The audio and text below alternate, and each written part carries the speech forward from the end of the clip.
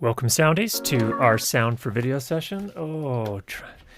I've got to figure out this music app so that I don't keep tripping on it. Welcome to our sound for video session. Today's the 13th of June, 2021. It's good to have you here. I hope everyone had a great week. And we do have some good topics for today, so let's jump over to our agenda and take a look at that. All right, first up, balanced versus unbalanced. Mike Strengths was very kind of to suggest when we had that discussion some weeks ago. It was actually a question that came up. There are actually a variety of different ways or factors in balancing audio connections. And so I put a link down below for a video that covers that topic. Greg Palmer was kind enough to point out that it's not a perfect discussion in terms of covering what to do if you're trying to convert from balanced to unbalanced. So let me just jump over to the Mac here and just show you. So again, it's a Kyle over at Audio University that shared this, and I would recommend you go take a look at this video. It's good to understand how balanced versus unbalanced audio connections work. And then I think we do need to at some point talk a little bit more about converting between them as well. But there's a link for this down below. Again, thanks to Kyle over at Audio University for putting that together. All right. Next up, let's take a look at the Rode Mic Drop. So this is a product that it's actually not, this is not the first company to do something like this, but let's switch to our overhead here and I'll show you this. So basically it's just a metal cylinder right here. As you can see, they've branded it, of course. It's machined out and it has a slot along the end here. And the idea is that you can then connect a lavalier microphone, just slide the connector in like that, and then it's a weight. So what this does, if we switch back to the main camera here, what I can do is this will make it easier to drop it down somebody's shirt. It just pops, because of the weight, it just pops out at the bottom. So that makes it a little easier to get the cabling through somebody's clothing so that you're not having to kind of mess around in their space too much. And so the mic drop is, actually I need to put a link for this down below. They just released it, or just announced it at least, and we'll put a link for that. Now, question will come up, can it work with other microphones as well? Let's take a look. So let's get out one of my favorites here. We'll go back to the overhead. This is the Shure Twinplex TL48. And in this case, again, you just slide it right on through there. And yes, it looks like it fits perfectly. So I think it's going to work with most microphones unless you have a really big connector somehow. But even then, or a super thick cable. But even, I think the Sanken cable should even fit through there okay. In fact, we need to dig out the Sanken, figure out where it's at. It's not in its regular spot. But pull that out and test that. But most of the other cables I have will fit just fine. So just a kind of a clever little tool that's nice to have in the bag. And I think they're pretty inexpensive. In fact, let's look it up really quickly here. Let's go to maybe B&H and look at the Rode Mic Drop. Nope, it's not listed yet. So I don't know how much it costs or when it will be released exactly. But I can't imagine it's going to be more than $15 or something like that, maybe $20 at the most. So kind of a cool little tool that can be useful in some circumstances. All right, I want to talk a little bit about antennas a little bit too. I'm just getting into using antennas that are more than just the little monopole or dipole antennas, the whip antennas that come on most systems. But let me just kind of describe some kind of very, very fundamentals here. So for those of you that are more advanced, of course, this is probably not going to be as exciting for you. Let me just refocus the camera here. Okay, let's go to the overhead. All right, here in my bag, I have the Sound Devices 888, and then I have the little slot system here, the SL2, and then I have two receivers in here. These are the Audio Limited A10. You'll notice that there are two cables attached here where there would normally be antennas, And by antennas, I mean just the little whip antennas that look something like that, like what we have on the, I know this is all very low key here, on the transmitters, what you're used to seeing. So little quarter wave whip antennas. And the idea here is that with the pro level receivers, typically you have a diversity system. That is to say, it has two different antennas and it's constantly monitoring both of them for the signal. And if one of them is starting to get kind of weak, it will switch to the other one, presumably because it has a better connection. And so that's the idea with the diversity. It'll switch to whichever one has the better reception, and that gives you overall a better quality recording, or even live if you're doing live music or sound. So that's the main idea, and that's a concept of diversity at a super high level. There are different ways of implementing that, and the different manufacturers will use different terms, and some of them will say true diversity, and there are lots of different things, but that's the general idea in this case. And so the idea is, if you want to get the best in terms of reception, there are some different things you can do. And a lot of times what people are doing, let me just move this out of the way, and I'm going to bring in here product here. This is called the Diversity Fin Antenna from RF Venue. Let me refocus. Okay. And let me pull this out of its cover here just so you can see the inside. So this is an interesting concept. Now, this alone, inside of here, what people will often call fin antennas or shark fin antennas, I've heard them called. The idea with these is that these are technically called log periodic dipole arrays. And you can see here in the plastic molding here where the different antenna pieces are. And they're actually dipole antennas. So there's such a concept as a monopole antenna, which is basically just a single line. And then a dipole has basically a monopole on each side from a center point. And the log periodic dipole array here, you can see, has a variety of them and can cover a relatively large frequency range. In this case, it's 470 to 699, I think. Let me see if it says it on this in particular. It says in the documentation, but does not show it here. But in any case, in the United States, for example, this LPDA fin antenna is made for the range that we can typically use for our UHF wireless systems in the United States. So now it's about 470 up to, I think it's 608 or something like that. It can actually extend beyond that, but that's what this is designed from a physical standpoint to be able to receive. And the idea is that with an array like this, that it's a dipole array, so it gives you better coverage in short. And you aim this at your talent generally. And it is still, with antennas, another important thing to understand is that there is a polar pattern with antennas. If you think of it just like you think of microphones, this has a polar pattern as well. And if I aim it at my talent, this is an overhead view here, that way there's a waveform, a radio wave that goes up and down along this axis here. So that's the idea with an LPDA. Now, in addition to that, this particular one, you can see it actually has two outputs. So we'll have the output from the LPDA fin here, but then it will also have an output for the dipole antennas that are mounted on the side here. Like that. And so this will give you the second diversity output. Right here will give you the feed from these two combined make a dipole antenna. And you'll notice it's perpendicular to the LPDA antenna. So that should give you greater coverage on another axis. So if your talent does something where their antennas on their transmitter go closer to this axis, in theory at least, these should be able to pick up that signal a little bit better, and the wireless system should switch over to it. But it just gives you better coverage overall. It's going to work a little bit better at distance, and especially it's going to work better when you have the transmitting antenna changing its axis on a variety, in a variety of ways throughout the shoot.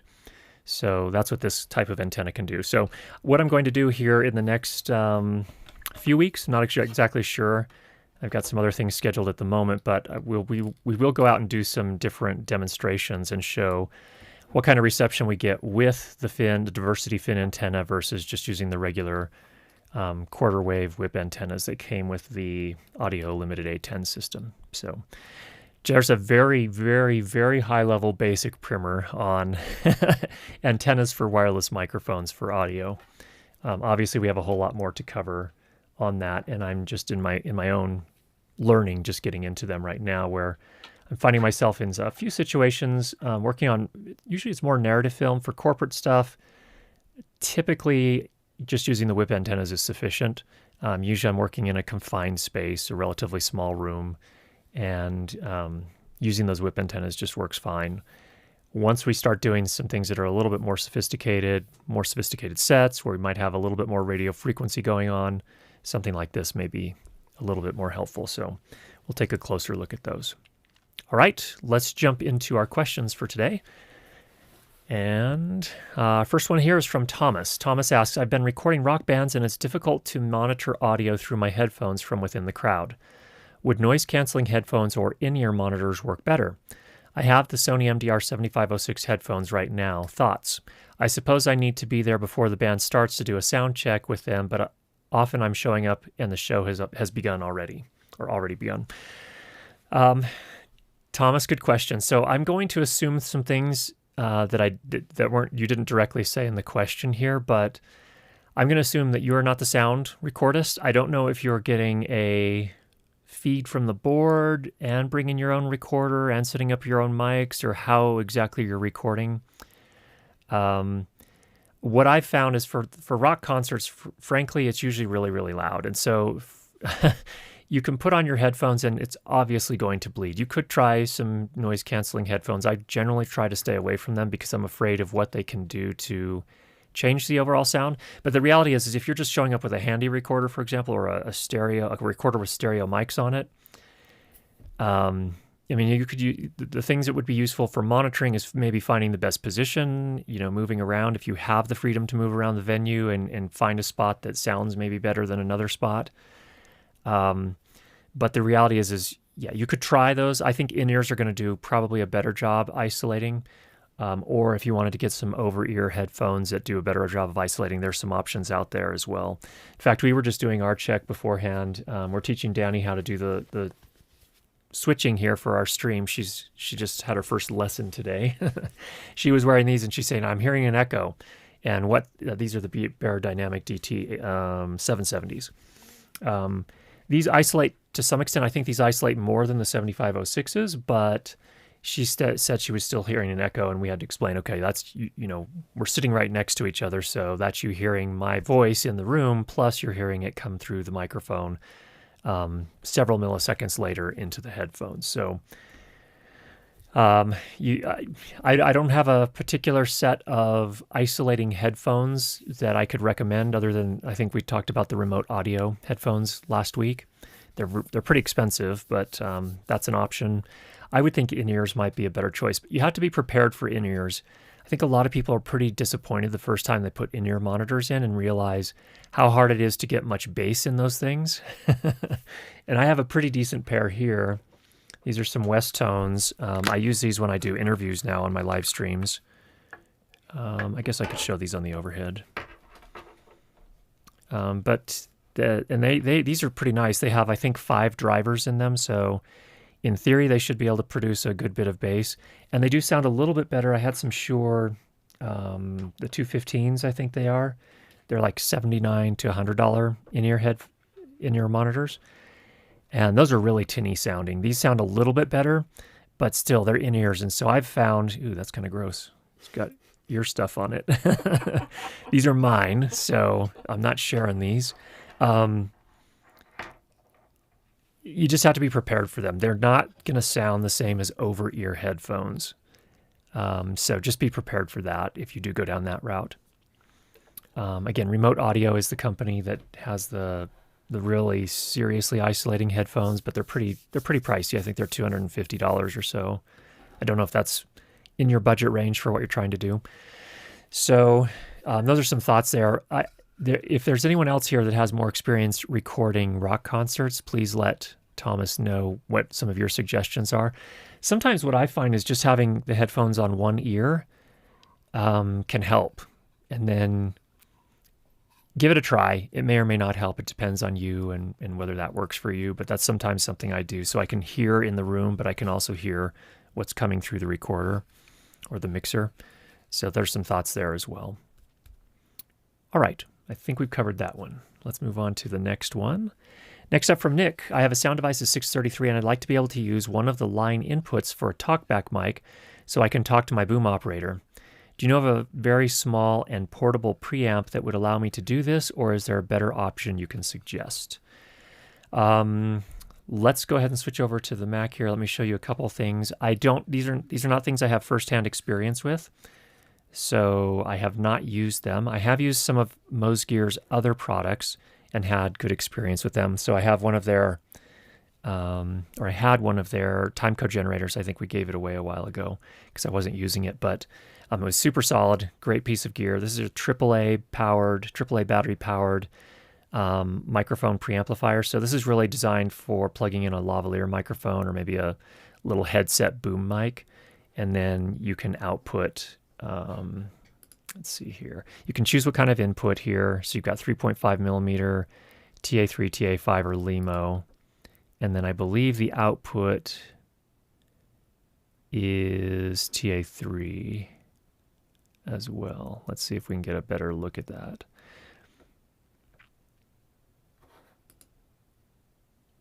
It doesn't really say here, but I'm pretty sure it's something like a TA3.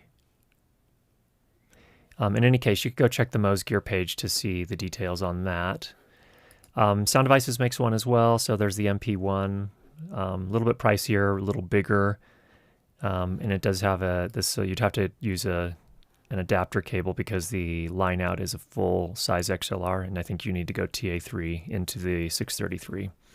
But that is another option if you prefer to go that way and have a tool that could be used for other situations as well. So that's a pretty solid preamp as well.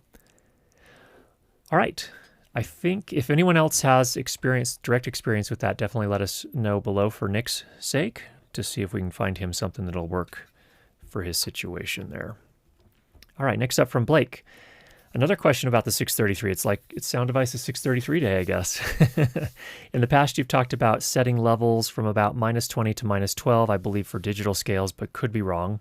And yes, first of all, to pause there, Blake, yeah, when I'm talking about that, usually I'm talking about a dB full scale meter, so dBFS, where it tops out at 0 dB.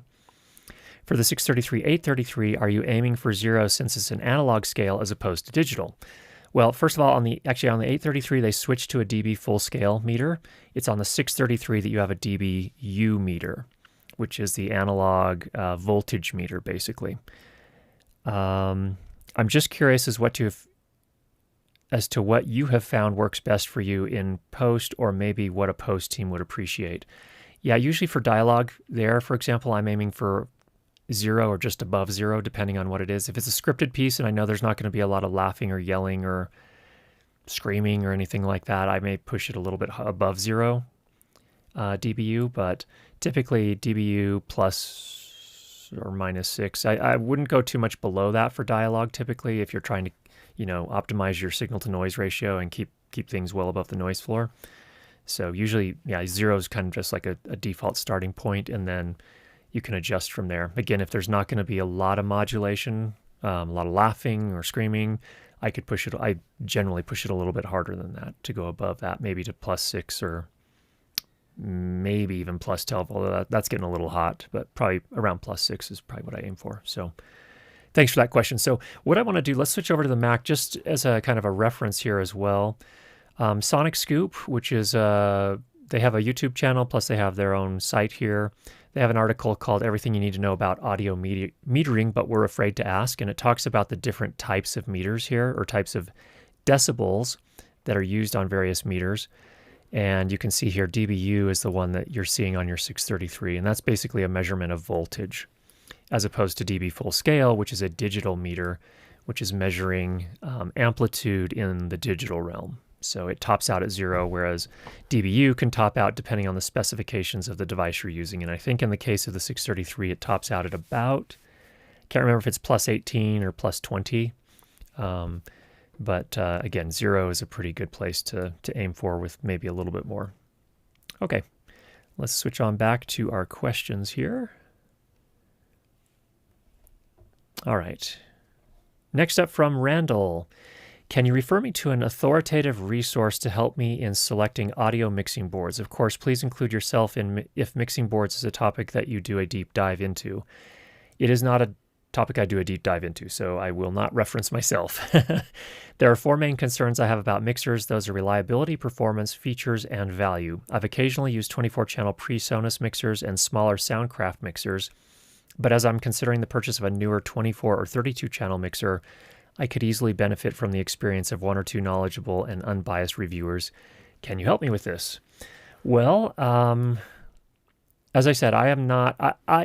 I personally chose an SQ5 mixer from Allen & Heath 3 or 4 years ago now, pretty shortly after it came out. I've been very happy with it. It's done a great job for me. There's some things, Randall, that I don't know about what you're doing. I appreciate that you have identified some of the kind of the top concerns for you. I think it may depend a little bit on if you're doing installed sound or if you need it to be portable. That can make a difference, of course, but if you're looking at 24 to 32, well, that could still be a portable type of thing as well. But I would take a look at the Allen & Heath SQ series of mixers. I don't have a specific person I know of that I can refer you to that is sort of, from my point of view, an authoritative voice in the mixing review world. But let me show you a couple of things. Just doing a search for Allen & Heath SQ5 on YouTube. I've seen quite a bit from these guys here at Churchfront. They do a lot of reviews for, in the context of worship sound. So that's what they're typically working on. If you're specifically looking for information on the SQ series, Precision Audio Services has some really great information and really know their stuff. They're mostly mixing music, jazz and rock and stuff like that, and they do a really nice job. They really, really know their stuff, and they have some great information on the SQ series. Allen & Heath has put out a good series as well, so they've got a lot of great information.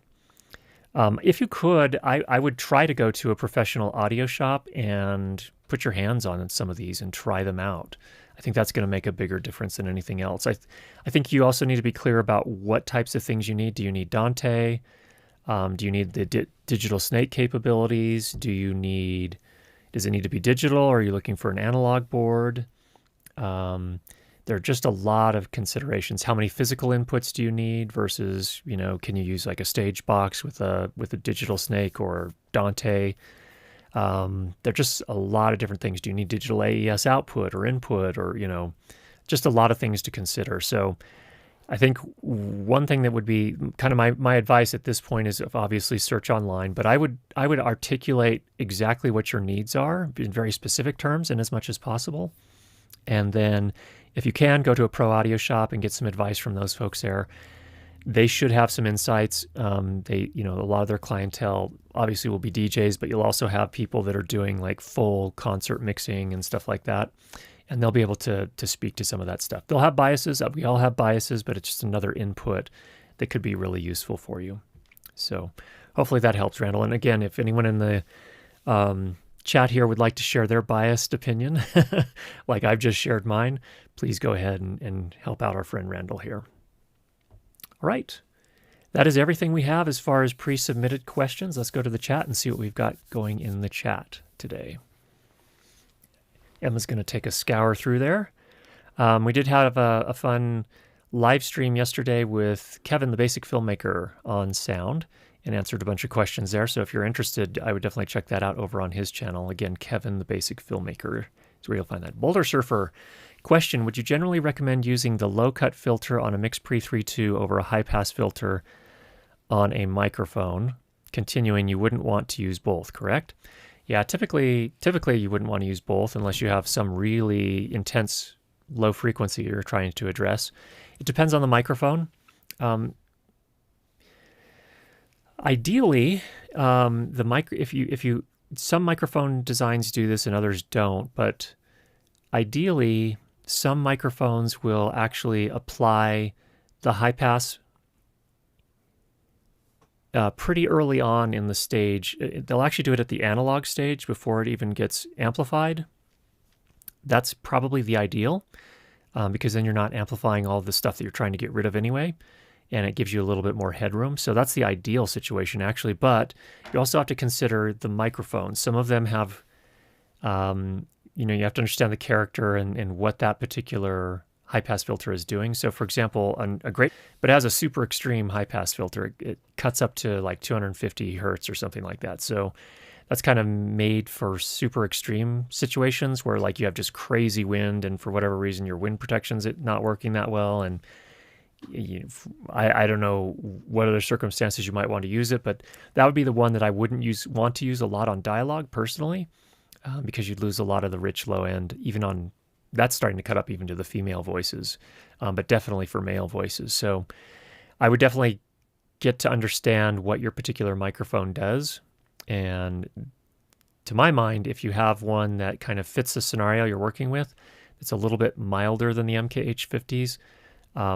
Usually I prefer to do it at the microphone if I can, again, because depending on the particular microphone's design, it may be doing that cut before the amplifier stage. So that would be ideal. But yeah, I generally wouldn't use both. But if you have a microphone that doesn't have a high-pass filter, the MixPre does a pretty good job there. My sense is that I think the MixPre is also doing that at the analog stage before it gets converted to digital, which again is typically going to be ideal than a digital high-pass filter, which the problem with a digital high-pass filter is that it's just kind of later in the overall signal chain, and so you're losing some headroom along the way. So what that means is the microphone capsule captures the sound, converts it to an electrical signal, does its own amplification for condenser microphones, sends it over to the preamplifier in the MixPre, which then amplifies it further, and then, well, let's say you're not using a MixPre. Let's say it comes into a preamplifier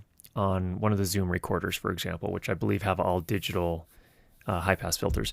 So then that preamplifier amplifies the signal up to line level, converts it to digital, and then applies the high-pass filter. So at that point, it might be a little late, and you wouldn't necessarily have as much headroom. So you could be running up against some distortion early on in that phase. So the idea is to try and do that high-pass filtering as early in the signal chain as you can, is generally how I approach it. So hopefully that helps. Hi, Sanoga again. It's good to have you here. Any recommendations for a balanced audio splitter, preferably XLR splitter that maintains the audio quality? Mike Stranks, are you still here? I think you're the guy to help us with this. This is not something that I've done before, and Mike has, and I think Mike can probably point you to something. If Mike has not been able to stick around and doesn't have a recommendation necessarily, we did talk about it a little bit in the session we did with Mike. Gosh, Mike, it's been a while. I think we might need to do another one. But if you do a search for Curtis Judd Audio, Mike Stranks live sound, you'll see some recommendations I think he had back then. So thanks for your help, Mike. Sorry I couldn't help, Sanoga.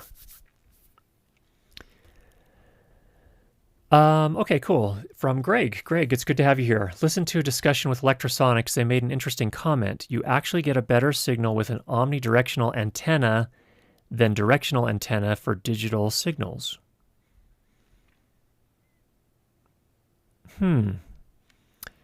That's interesting.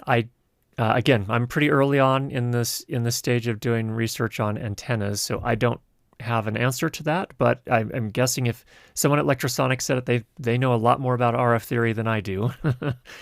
And I'm curious what types of antennas would be considered omnidirectional. So my understanding is a bit of a trade-off, and maybe with digital it is better, but it's a bit of I thought that the overall challenge with antennas was that if you have something that's more directional, you have potentially farther reach, because you're basically sacrificing some directions for one direction that you really need. And I think that would be the case, for example, with an LPDA. But I'd be curious to know more about that. By the way, Greg, if you have the reference to that, if there was a comment, I don't know where you saw the comment. I'd love to learn more about that. Thanks for sharing that. Mike is here. When using external antennas such as Curtis is demoing, it's important to use 50 ohm coax cable, not standard 50 ohm. Thanks for that, Mike. Yes, so there is a very specific type of cable. And in fact, when I ordered this, I ordered it through Gotham Sound, and they made some specific cables for me. Another thing too is I've put this on my sound cart on a little riser or a mast, and they were able to. You also want to keep it relatively short. You don't want to have a cable that's any longer than you really need it, because there's signal loss that happens along there. So they actually also built it to my specifications. So I don't need a huge like 40-foot mast or anything like that. We're just talking here about like an 8-foot off the ground type of mast. And so we tuned that to my specific bag and cart setup and this particular antenna. So thanks for that, Mike. Mark Randall. I'm already laughing. I haven't even read it yet. Out of curiosity, does it ever get to a point where an audio recordist would just say, screw it, and fly by instruments without hearing it and just using the meters? Well, that's one thing I guess I should have said. When it comes to the rock concerts, there could be a point where you have to trust your gear and know your gear, but where you may have to rely a little bit more on the meters than you can on headphone monitoring. So yeah, I think that's a good point, Mark, that you bring up. And here's the thing that when I say you have to know and trust your gear, early on, back in my Zoom H1 days, I tried to record a concert with the Zoom H1, getting just a little tape out feed from a mixing board at a concert. And it wasn't even, actually this one was they were a punk Celtic band kind of. But what I learned in that case was the feed coming off the board was really hot, as you might imagine. And the problem that I had with the Zoom H1 is that the Zoom H1 does this funky little trick. It's a really kind of a bad design choice from my point of view, but it's a consumer grade device where once you get below a setting of the input level of 4, it's actually not attenuating the preamplifiers anymore. At that point, that's the lowest the analog input can go. And then from there, what it does is the audio comes in, it gets converted to digital, and then it attenuates it further. So it was already clipped. It was entirely clipped. All of the clipped audio was only reaching up to like minus 18 or minus 12 dB or something like that. That would be a case where that's not going to work, where you can't just rely on your meters, because that's what I did. I set it up, I got the feed from the board, I was using the meters, and I didn't have any headphones on, and I was doing 16 other things at the time. So that was the lesson learned for me. But if you know that you can actually attenuate your recorder or whatever you're using, this is back to Thomas's question, that actually attenuating further will actually attenuate at the analog stage, then yeah, you may have to just rely on your meters to get the right levels there too. I think you can use headphones still and just kind of make sure, do your best to isolate, push the cup up against at least one of your ears and really listen there just to make sure you're not getting any distortion. And that's about the best you can do once the concert's already started. So good point, Mark. Thanks. David, do you have any opinion on the new Deity BPTRX yet? Many thanks. Yes, I do, unfortunately. It's noisy. It produces a lot of self-noise when you use it as a transmitter and a receiver. So I think it's much better performance when you use it as a recorder. But I was under the impression that maybe it was just my copy, but I've had a talk with Alan Williams, and he's done some testing too, and he's finding the same thing. So I think there's some work that needs to be done. It's a brilliant concept. That product is a brilliant concept, but if you're planning to use that as a transmitter receiver system, and you need clean audio, I think there's some more work that needs to be done there. I don't mean to roast anybody. Not trying to make this difficult for a company that is. I have nothing but respect for Deity and the things they're doing. But I don't know that I'd spend my money on it just yet. I think it needs to mature a little bit. Alex, can you explain how to use the calibration tone function on my wireless receiver? First set of Musicom and their docks are not the best. Well, I don't know about specifically Musicom. I haven't used any Musicom. And my system is A10 is all digital, so we don't have a calibration tone type thing that we use. So I'm not entirely sure how that works. I may need to defer to somebody else who's used Wisicom or knows how to use the tone. So I'm sorry, Alex, I don't know the answer to that. If anyone does, Greg, Mike, anyone else in the chat, if you know how to do that, definitely let us know, or at least point our friend Alex to the right direction. The Unmarketing Group. Have you experienced any issues with the 888 shutting down with smart batteries at 25% power remaining? I have not. Usually I'm running 2 of them, so I, once one of them gets down to about, they're lithium-ion batteries, so typically I try to swap them out when they're at 33% or higher, right around 33%. So usually I'll pop one out, put a new one in. Other one, wait till it runs down to 33, pop that out, put another one in, goes back on the charger. So ideally, that's how I've been doing it. So I haven't run it down to 25%, and I haven't noticed anything shutting down. But I think I believe it's all based on voltage, so it could be the specific batteries. I'm not sure, but I would recommend maybe getting in touch with one of the pro audio shops like True Audio or Gotham Sound or the audio department or any of the others out there, Location Sound Corp. They should be able to give you some insights on that too. There's also always JW Sound Group. If you're feeling brave and you have thick skin, you can go post something there and you'll probably get some insights from some of the mixers there. Adventure Centric. What on-camera shock mount would you recommend for a Sennheiser 8060? I would probably look at, let's go over to, usually I've had very good experience with Rycotes, InVision series. My auto spell check is trying to fix it for me. All right, let's just pull these up here. Let's pull this up on the Mac here. This one I actually would avoid for the 8060. This is going to work better for much heavier microphones. So what I like to do for the lighter microphones like the 8060 is use something like this where the 2 different lyres are independent of each other, or like this one here. That seems to work better. How much tension you apply for the weight of the microphone is really important to getting the isolation that you need. So I would do something more... this one's up to 4.7 inches long, but they have the specs for them as well. So probably something more like the INV7 is going to be closer to what you need. Again, I would avoid something like this. This is for the much longer microphones. I put my 8050 in a shock mount like this one before. And the problem was that it didn't provide enough isolation because it's too stiff for that light and small of a microphone. So you can also call these guys. You could call B&H. B&H, they may not have quite the expertise. If you call, again, a Gotham Sound or a True Audio, they'll have a little bit more information. But some of these can be mounted on. I think InVision also makes some that can be mounted on camera. I've seen them before. I didn't see them in this particular search here. Maybe if I type in... Let's see, Rycote, InVision, camera. Yeah, see, they have some with a cold mount here. Again, avoid probably...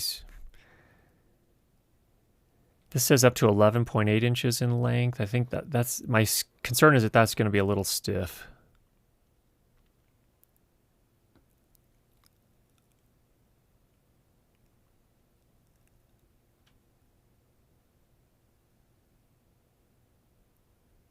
And actually, another thing you can do too is contact Rycote support directly and ask them for input for your particular microphone. And if you just look up the specs and make sure in terms of weight and length that it's spec'd for the right for that particular mount.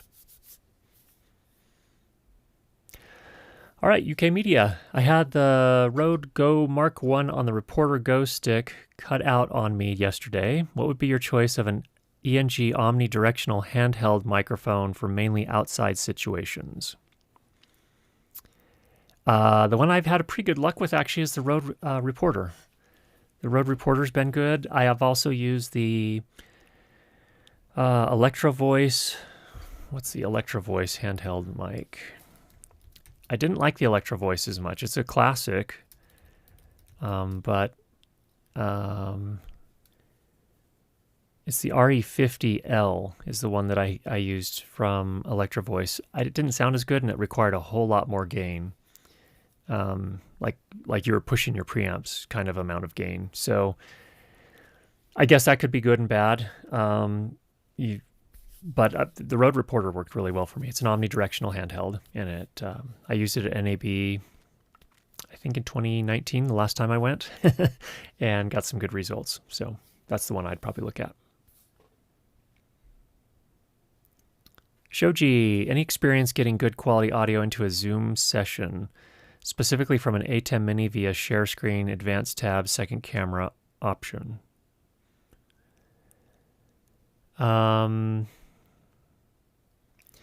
Okay, so I have used Zoom with my A10 Mini and fed the audio from my A10 Mini and used the use original sound option, turned off the echo cancellation and all that other business, and achieved good results that way.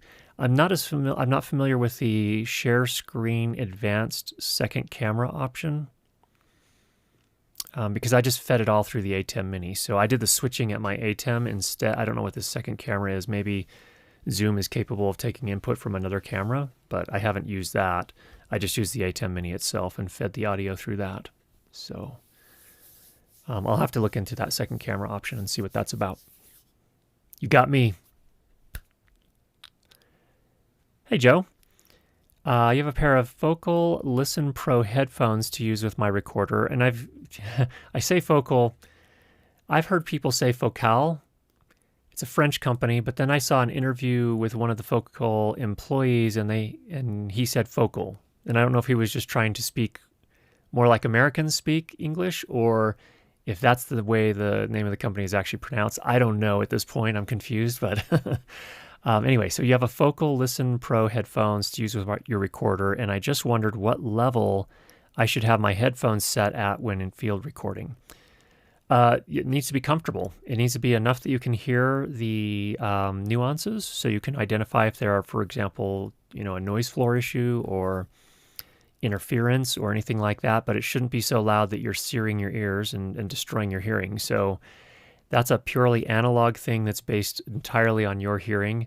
So you're going to have to adjust it based on what's comfortable for you and get yourself enough volume so that you can hear if there is a problem. Sometimes if I'm having trouble hearing, I may actually just temporarily turn it up to listen for potential issues. And then once I'm convinced we have that problem solved, I'll turn it back down to a more comfortable listening level. But that's generally how I do it. All right. Through visual media, we were recording a cooking channel video, and unfortunately there was a thunderstorm going on outside. I used Final Cut Pro 10 recommendations on how to reduce the thunderclaps and rumbles.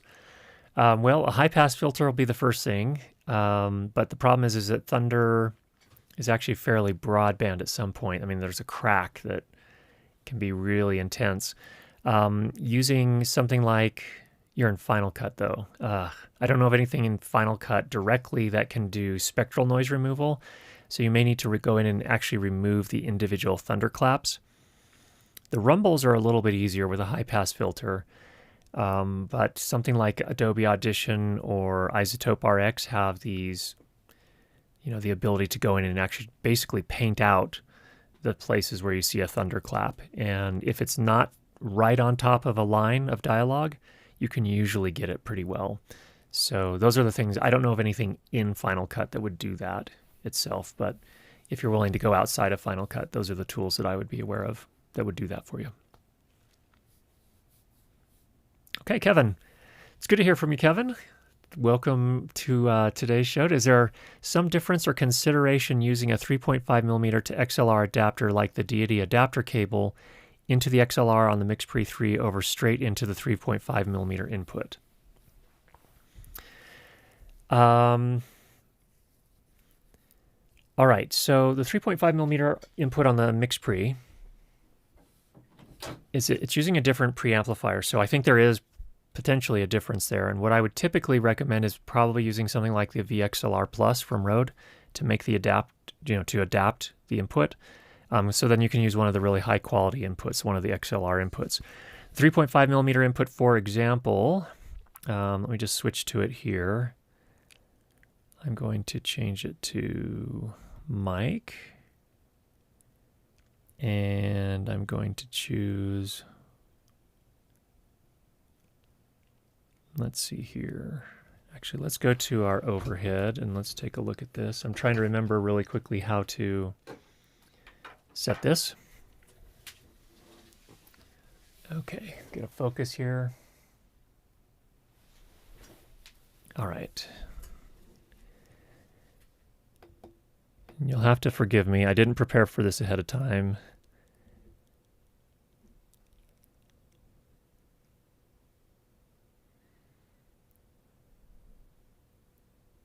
Okay, so I'm going to come out here to inputs. Let's go to aux in mode. We want a mic. Okay. So if I come over here,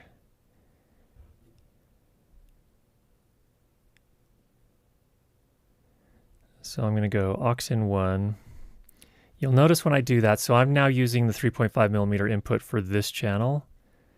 You can see my gain tops out at 40 dB, so it's clearly a different preamplifier than one of the other XLR inputs. The other XLR inputs, you'll see here, our gain can go all the way up to 76 dB. So they're definitely different preamps. What I've found is if you do go into one of the XLR inputs, of course, you'll have to use a VXLR Plus or similar type of converter or adapter. And the reason for that, what that does is it converts the 48 volt phantom power down to 3 to 5 volts plug-in power for a lavalier microphone. So you'll need one of those. If you use this little input here, it can supply the plug-in power, so you don't need any sort of adapter there or power adapter or be concerned about anything as far as the power is concerned. So I would, if you want the best in quality, I'd probably go with, again, a VXLR Plus adapter or VXLR Pro adapter.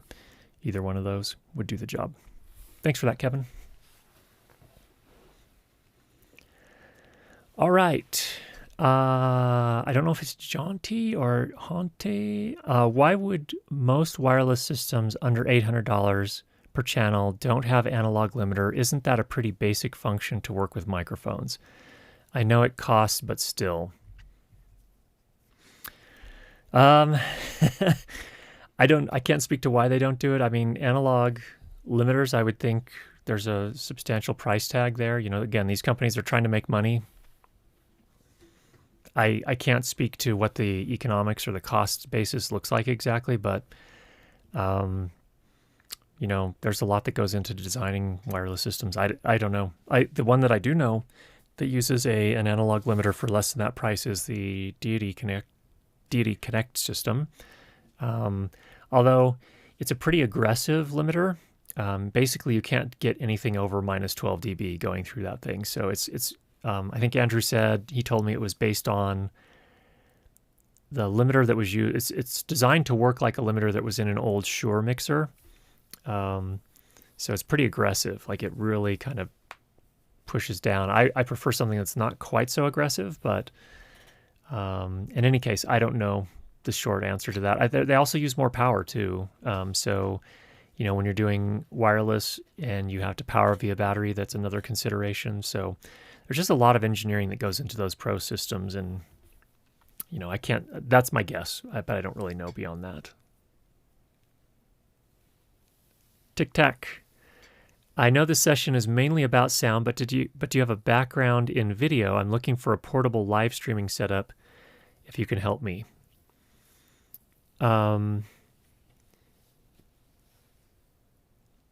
Portable. It depends on how portable you mean. There is the YOLO box. If you have heard of that, it's basically a 7-inch Android phone that is purpose-built as a mobile live streaming device. So it has, I think, 2 HDMI inputs, two 2 or 3, 2 I think, plus a USB input for connecting another webcam.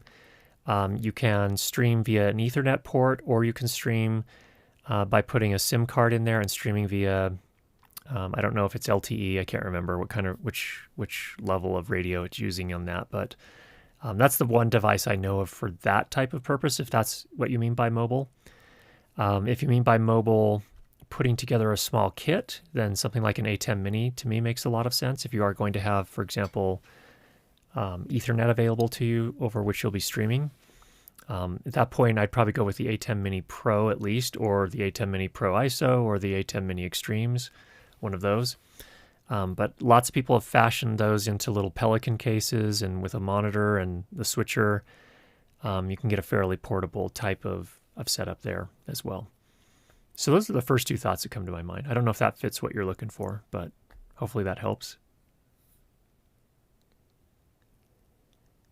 What bag are you using with your 888? Happy with it. That is an Orca OR34. That's the first sound bag I bought. It was originally made for the 688. So it's a little bit big for the 888 because the 888 is not as wide. I'm pretty happy with it. I don't have any major complaints, but I don't do a ton of bag work anymore. I try to spend most of my time on the cart now, if I can. So it lives on the cart for the most part. But yeah, I've been happy with it. It's you can access it from just about every side. It keeps its shape nicely. The harness system that goes along with it is quite nice, the shoulder harness. And they have a newer version that I haven't even tried yet with more of a back. It has a brace support for your back. But I found it to be really comfortable. So I've been happy with it. K-Tech has, they're one of probably the main competitors in that space. And I haven't tried their stuff, but their stuff looks good as well. The Stingray line and the harness that they have along with the Stingray line. But I've been, OR34 is the model number. And I've been happy with it. All right, Sid Gios. I'm looking for suggestions for a mic for Foley work. Target cost below $600. Rode NTG5, DDS Mic 2.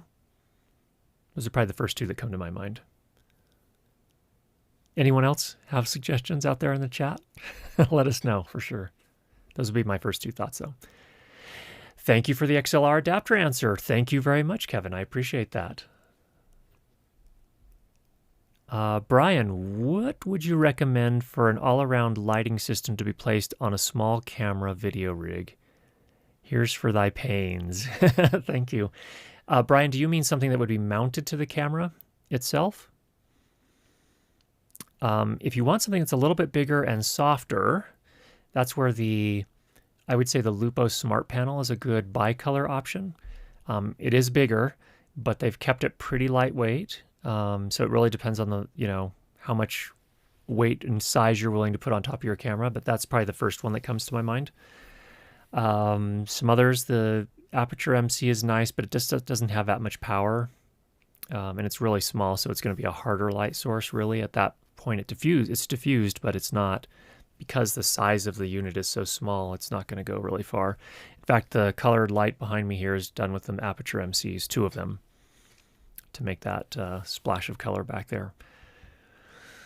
That's probably the one I have the most experience with, and that's the Lupo Smart Panel is the one that's making this, it's the hair light here. In fact, I don't know, can we tilt I don't want to tilt the camera up.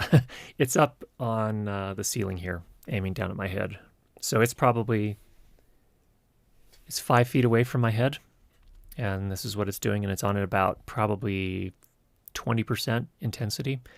But the nice thing about that one is it has these lenses around each of the LEDs, so it pushes the light quite a ways. It can light quite far away from itself.